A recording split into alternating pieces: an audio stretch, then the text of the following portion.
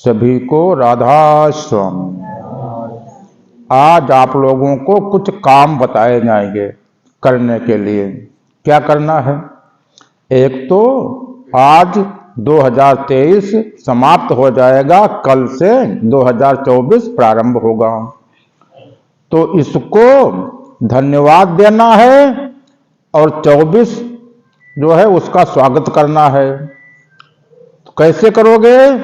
शाम को जब सोने जाना, जब सोओगे 2023 में, जगोगे 2024 में, तो जब सोने जाना तो 2023 में तुम्हारे जितने भी काम पूरे हुए हैं उन कामों को धन्यवाद देना है।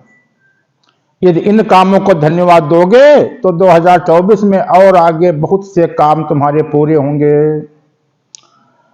तो जितने काम हुए हैं तो जब सोने जाना इन कामों को धन्यवाद देना कि ये काम 2023 में हमारे पूरे हुए। और फिर जब सुबह जगना, सो के जगना, तब 2024 में जगोगे तो 2024 में उसका स्वागत करना। और जितने तुम्हारे काम हैं 2024 में, जितने प्लान हैं, वो सब अपने मन में सोच लेना, वो उसको समर्पित हो जाएंगे 2024 को। तो एक तो ये काम हो गया। नंबर 2 पे, ये आने वाला साल जो है, साल तो बहुत खराब होगा, लेकिन तुम लोगों को एक इसको अच्छा बना करके तुम लोगों के सामने पेश किया जाएगा। कैसे कैसे उसको मतलब बदलोगे? कैसे मतलब अच्छे को, खराब को अच्छा कैसे बनाओगे? कैसे बदलोगे? ऐसे, क्योंकि अभी आप लोग जो जी रहे हो, हम बताने जा रहे हैं, तो देखो तुम नरक में जी रहे हो या स्वर्ग में जी रहे हो या उसके ऊपर जी रहे हो। रामचरितमानस में बताया गया है कि नरक स्वर्ग अपवर्ग निसेनी, ज्ञान विराग भक्ति सुख देनी। निसेनी माने सीढ़ियां। जैसे अपने घर में एक जीना बनाते हो, छत के ऊपर उससे चढ़ गए, चाहे पहली मंजिल पे जाओ, चाहे दूसरी मंजिल पे जाओ, चाहे तीसरी मंजिल पे चले जाओ, चाहे ऊपर से उतरते हुए नीचे चले आओ, चाहे अंडरग्राउंड में पहुंच जाओ, तो ये सीढ़ियां हैं। इनसे ऊपर भी जा सकते हो, नीचे भी जा सकते हो। तो पहले तो अपने को ये देखो कि तुम अभी नीचे की तरफ जा रहे हो कि या ऊपर की तरफ जा रहे हो। और नरक में जीवन व्यतीत कर रहे हो या स्वर्ग में जीवन व्यतीत कर रहे हो, या अपवर्ग में व्यतीत कर रहे हो, या उस परमात्मा के लोक में जहां सब सुख ही सुख है उसमें जीवन व्यतीत कर रहे हो। पहले इसको अपने को खोजो, अपने को देखो। नरक में क्या होता है? जैसे कोई तपस्या तुम किया और जहां तुम्हारे पास को शक्ति आती है, तो कहानी सुनी होगी कि जो देवताओं के राजा इंद्र हैं वो परेशान होने लगते हैं कि इनकी भक्ति बहुत ज्यादा हो गई, इनकी तपस्या ज्यादा हो गई, कहीं ऐसा न हो कि हमारा सिंहासन जो है ये छीन लें, स्वर्ग जो है स्वर्ग में आ जाएं और ये राजा बन जाएं, इंद्र बन जाएं। तो कई प्रकार के छल करते हैं कि तुम्हारी तपस्या भंग कराने के लिए। बहुत सी कहानियां आप लोग सुन चुके हो। कैसी कैसी कहानियां? एक केवल 3 शत्रु हैं तुम्हारे शरीर में, तो वो तुम्हारे साथ में हमेशा रहते हैं। कौन? काम, क्रोध, लोभ। 3 शत्रु हैं, ये हमेशा साथ में रहते हैं। तो यदि इनसे बच जाओ, कोई तुम्हारा कुछ नहीं कर सकता है।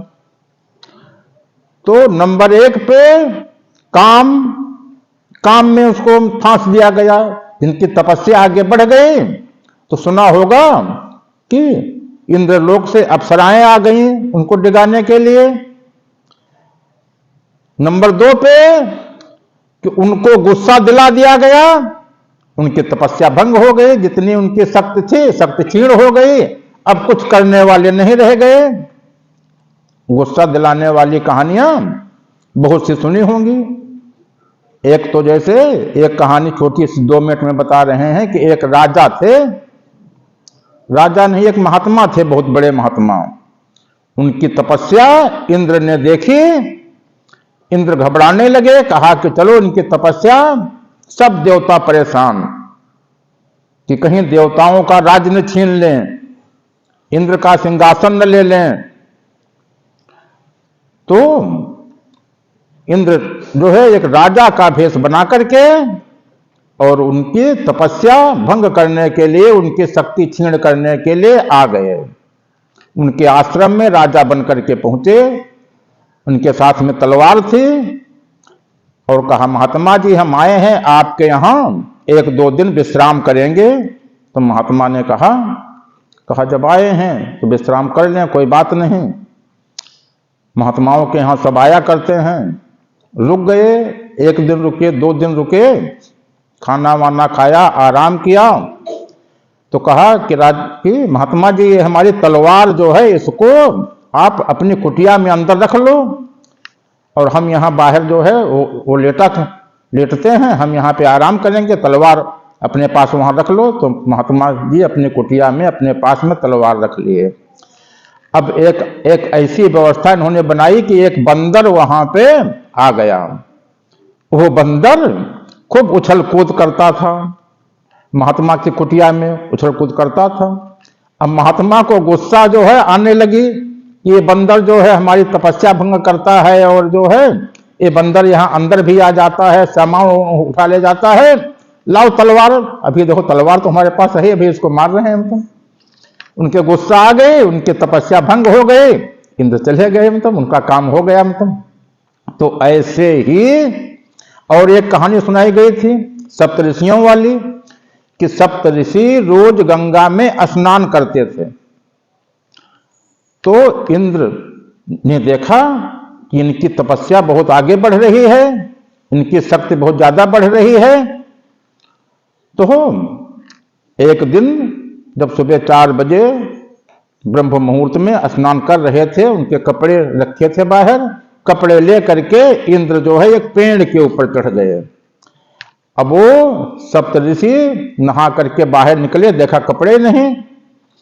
अब उनके गुस्सा आ गए कि हमारे कपड़े जो है किसने चोरी कर लिए। तुरंत वो गंगा में गए, हाथ में जल लिया, कहा अभी हम श्राप देने जा रहे हैं कि जिसने हमारे कपड़े चुराए होंगे अभी हम उसको श्राप देने जा रहे हैं। इंद्र ऊपर से बोल पड़े कि हम यहां ऊपर कपड़े लिए बैठे हैं। तो कहा कि कपड़े क्यों चुराए, हम अभी तुमको श्राप दे रहे हैं। तो कहा अब तुम्हारे गुस्सा आ गई, ये तुम्हारे गुस्सा ना आई होती और हमको श्राप देते तो हमारे लग जाती, उसका असर होता। तुम्हारे तो इतनी ज्यादा गुस्सा आ गई, तो जितनी तुम्हारी शक्ति थी इतनी दिन की सब शक्ति चली गई, अब तुम चाहे जितना श्राप दो कुछ नहीं होने वाला। तो देखो गुस्सा होने से तुम्हारी शक्ति नष्ट होती है। तुम जितना पूजा पाठ करते हो, चाहे जितनी पूजा पाठ करो, यदि गुस्सा आ गए, नीचे आ गए, नरक लोक में आ गए, तो लालच आ गया, तो आदमी को गिराने के लिए क्या व्यवस्था है कि जिसको नीचे गिराने के लिए कि काम, क्रोध, लोभ 3 हैं और 2 इनके सहायक हो गए, मद मत्सर। तुमको अभिमान आ गया, मत्सर माने ईर्षा द्वेष आ गया कि इनका यह काम न बनने पावे, इनका यह काम न बनने पावे। कमल दयाल जी अपनी कहानी में सुनाया करते हैं कि हमारे पड़ोस में एक मकान था, तो हमारे मकान नहीं था, तो हम सोचने लगे कि इनका 3 मंजिल मकान बन जाए। तो हम ये रोज सोचते थे तो हमारा मकान पहले बन गया। तुम तो यदि किसी का सोचोगे कि इनका ये काम बिगड़ जाए तो तुम्हारे काम पहले बिगड़ने लगेंगे। इसलिए किसी से ईर्षा द्वेष न करना चाहिए, यही मत्सर है।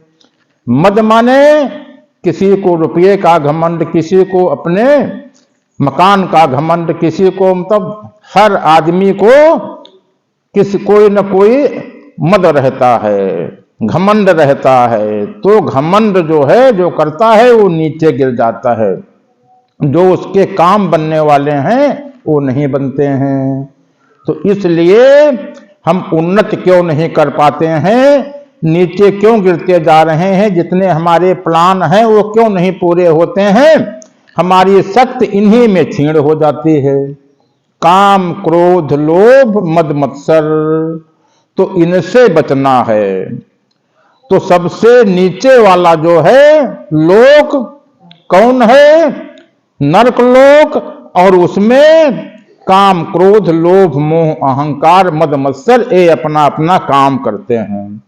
तो इतने दिनों से सत्संग में आ रहे हो तो कम से कम एक लोक तो पार करो, इसके ऊपर बढ़ो। इसके ऊपर कौन है, इसके ऊपर स्वर्ग लोक है। रामचरितमानस में बताया गया कि नरक स्वर्ग अपवर्ग निसेनी। स्वर्ग लोक में क्या है, जो आप अंदर प्रकाश देखते हो, यदि स्वर्ग लोक चाहते हो तो प्रकाश की साधना, 7 रंग के प्रकाश हैं, वही 7 स्वर्ग हैं। वो स्वर्ग हैं, वो आत्मा नहीं है। बहुत से लोग उसी प्रकाश को आत्मा मानते हैं, वो धोखे में हैं। प्रकाश आत्मा नहीं है, क्योंकि प्रकाश में खंड खंड हैं और आत्मा अखंड है। आत्मा ही परमात्मा है। तो जो प्रकाश को आत्मा मानते हैं वो धोखे में हैं, उनका जीवन धोखे में जो है, उम्र तेरी धोखे में गई चली, उम्र जो है धोखे में जा रही है, समय सब गंवा रहा है। तो क्या है, प्रकाश खंड खंड में है, प्रकाश स्वर्ग लोक है, 7 स्वर्ग हैं, 7 रंग के प्रकाश। तो एक प्रकाश पार किया, दूसरा प्रकाश आ गया, दूसरा पार किया, तीसरा प्रकाश आ गया। ऐसे ही 7 प्रकाश हैं, 7 स्वर्ग हैं। सभी स्वर्ग के अलग अलग लाभ हैं, सभी प्रकाशों के अलग अलग लाभ जो हैं वो हैं कि किस प्रकाश से हमको क्या चीज लेनी है, कैसे इसका उपयोग करना है, वो तो पीछे सत्संगों में आप लोगों को बताया गया है। यहां पर केवल यह जानना है कि प्रकाश स्वर्ग लोक है, यह आत्मा परमात्मा नहीं है। परमात्मा जानने के लिए या अमर लोक जानने के लिए, राधा स्वामी लोक जानने के लिए इसके आगे निकलना है, इसको छोड़ना पड़ता है। इसके आगे क्या है, अपवर्ग। नरक स्वर्ग अपवर्ग क्या है, जो कान बंद करते हो अनहद नाद सुनते हो, अनहद नाद सुनते हो, वो अपवर्ग है। इसके आगे वाला स्थान है, वहां पे क्या है, ब्रह्मा विष्णु महेश। ब्रह्मा विष्णु महेश वहां पे जो आत्मलोक से धार गिरती है, उससे बहुत से ब्रह्मा, बहुत से विष्णु, बहुत से शिव पैदा होते रहते हैं। कोटिन तो ब्रह्मा भय, कोटिन भय हैं ईश, साहेब तेरी साहेबी जीव भयो जगदीश। तो ये सब पैदा होते रहते हैं। और ब्रह्मा का काम क्या है, ब्रह्मा का काम है, सुना होगा कि सृष्टि करना। सृष्टि भी कई प्रकार की, एक सबसे पहले संकल्प सृष्टि ब्रह्मा जी ने की। पुराणों में उपनिषदों में कहानी जो आती है सृष्टि की रचना की, तो ब्रह्मा जी ने पहले संकल्प सृष्टि की।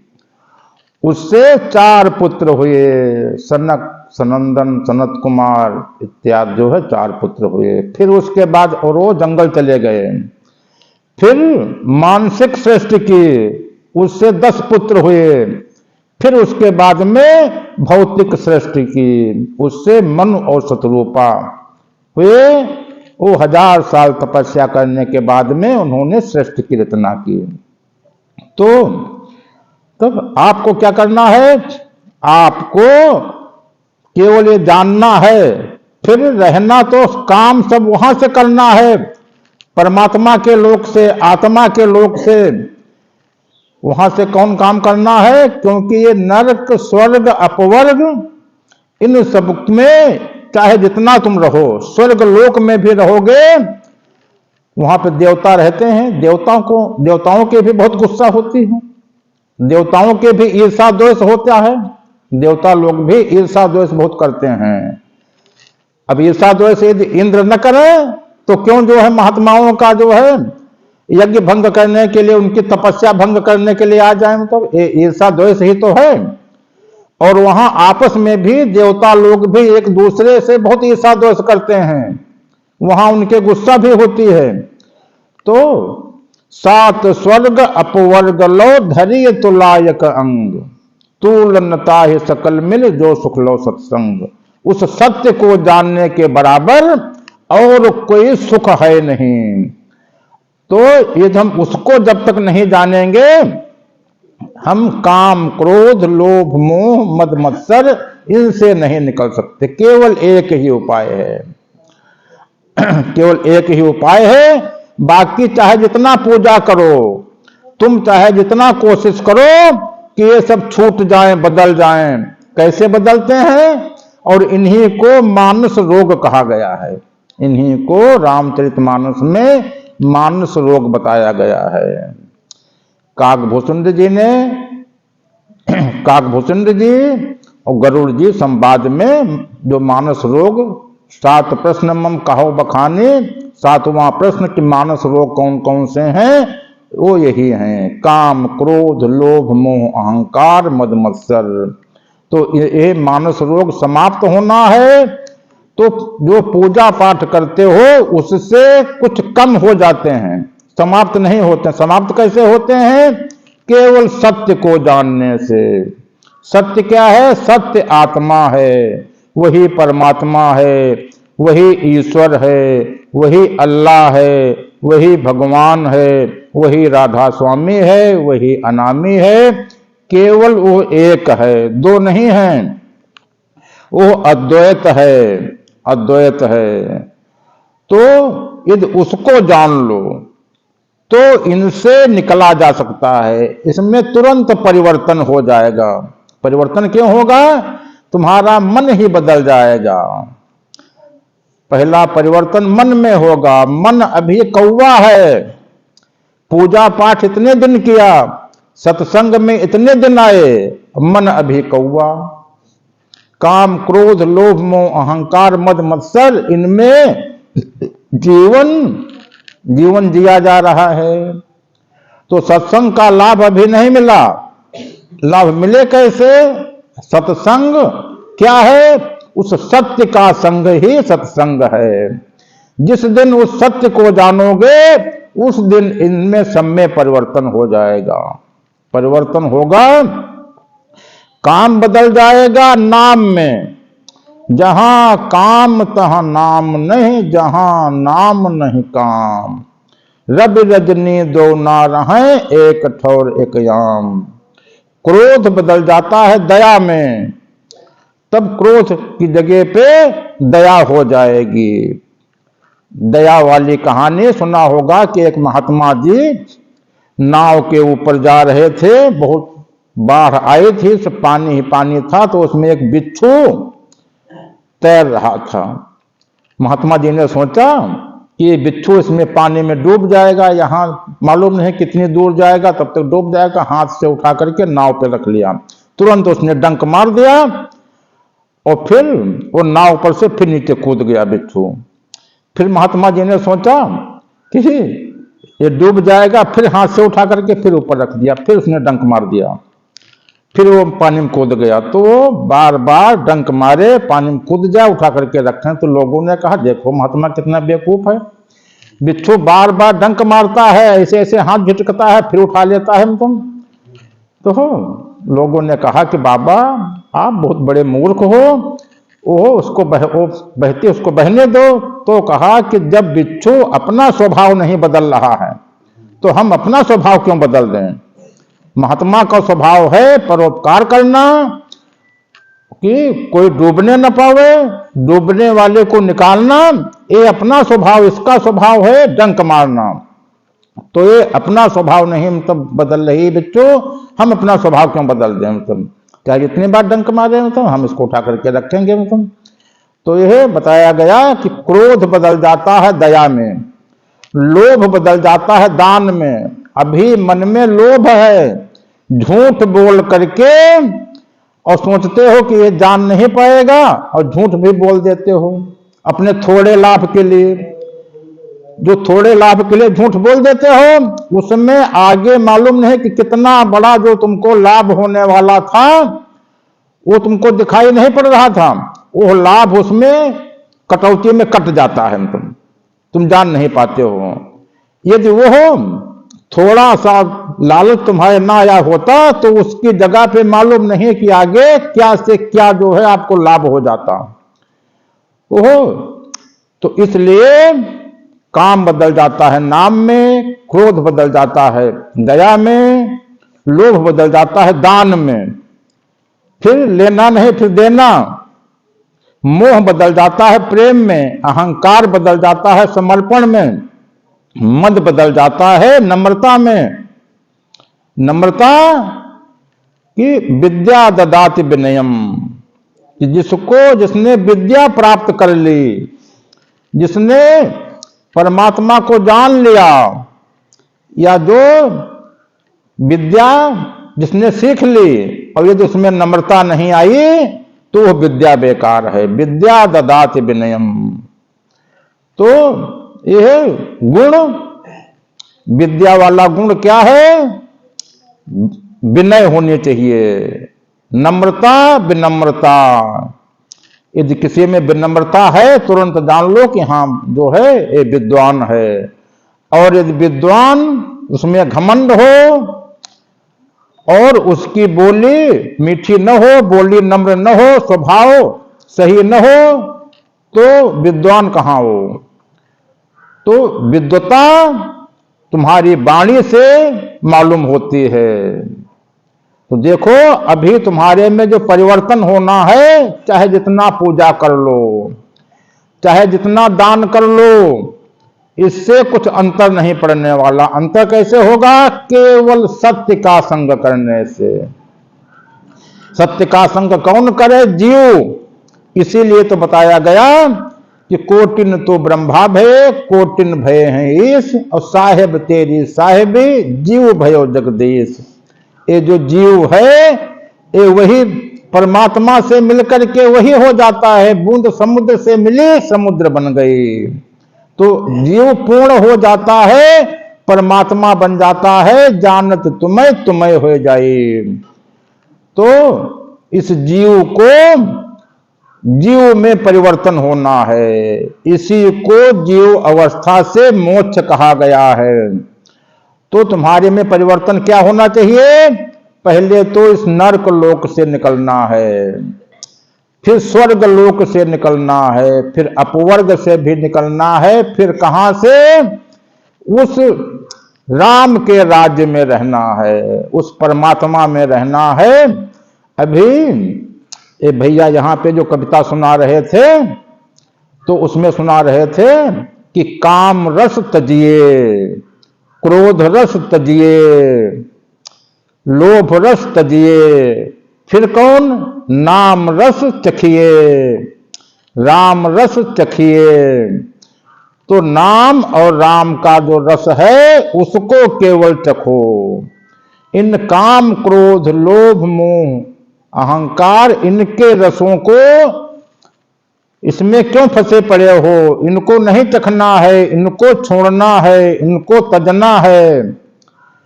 तो जो अभी सुनाया गया इससे शिक्षा लो, इनसे निकलना है, इस रस को नहीं चखना है। ये रस तुम्हारे लिए नहीं है, ये दैत्यों के लिए हैं, ये गुण दैत्यों वाले हैं। तो यदि तुम अच्छे बनना चाहते हो, अच्छे माने पूर्ण बनना चाहते हो। पूर्ण कौन बनेगा? जीवात्मा बनेगा, शरीर नहीं बनेगा। मन को नहीं बनना है। किसको बनना है? जीव को बनना है। क्योंकि इतने जन्म हो गए हैं और कष्ट कौन भोग रहा है? कष्ट भोग रहा है जीव। काम करता है मन, मन इसको बहका करके ले गया, मन बहका करके ले गया और उसको परिणाम उठाना पड़ता है जीव को। तो इसलिए ये मन कौवा से हंस हो जाए और जीव जो है जगदीश बन जाए। जीव को जगदीश बनाना है। तो इसीलिए मनुष्य का जन्म तुमको मिला है। मनुष्य का जन्म इसीलिए मिला है कि यह बार बार मनुष्य का जन्म नहीं मिलता है। इन्हें सोचो, लोग कहते हैं कि 4 जन्म में मोक्ष होगा। 4 जन्म ये मानो कि ये चौथा जन्म ही हमारा है। चौथा जन्म नहीं होता तो यहां पे सत्संग में ना आते। चौथा जन्म है इसलिए सत्संग में आए हो। और सत्संग में आकर के फिर भी यदि तुम सोचो कि चौथा जन्म जब होगा, प्रथम जन्म गुरु भक्ति कर, जन्म दूसरे नाम, जन्म तीसरे मुक्ति पद, चौथे में निज धाम। 4 जन्म में बताया गया है। तो 4 जन्म के सहारे तुम लोगों को नहीं बैठना है। तुम लोग सोचो कि जब सत्संग में आ गए तो चौथा जन्म है। चौथा जन्म, अब देखो चौथा जन्म है कि नहीं है। पहले जन्म में यदि अभी काम क्रोध लोभ मोह अहंकार मद मत्सर की दुनिया में जी रहे हो तो अभी पहला जन्म भी नहीं हुआ। अभी तो जो है इससे नहीं निकल पाए। तो पहले इससे निकलो। यदि इससे निकलोगे फिर ऊपर स्वर्गलोक, फिर उसके ऊपर अपवर्ग, फिर उसके ऊपर सत्य लोक है, परमात्मा का लोक। यदि वहां पे जीव पहुंच जाए तो जीव भी बदल जाएगा, मन भी बदल जाएगा, मन कौवा से हंस हो जाएगा और काम क्रोध लोभ मोह अहंकार इन सब में परिवर्तन हो जाएगा। पूरा तुम्हारी दृष्टि बदल जाएगी, दृष्टि विवेक वाली हो जाएगी। जीव की दोनों आंखें खुल जाएंगी। सुमत जो कुमति है वो सुमत में बदल जाएगी। तो जहां सुमति तहां संपत्ति नाना, जहां कुमति तहां विपत्ति निदाना।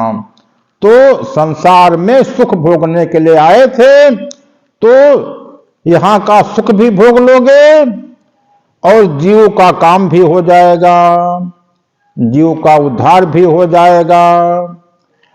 और उस राम में इतनी बड़ी ताकत है। तुम लोगों को कहानियां बहुत सुनाई गई, भागवत पुराण की कहानियां भी बहुत सुने कि जे ही रज मुनि गणिका तरी, कि सब उसके पैरों की धूल से तर जाते हैं।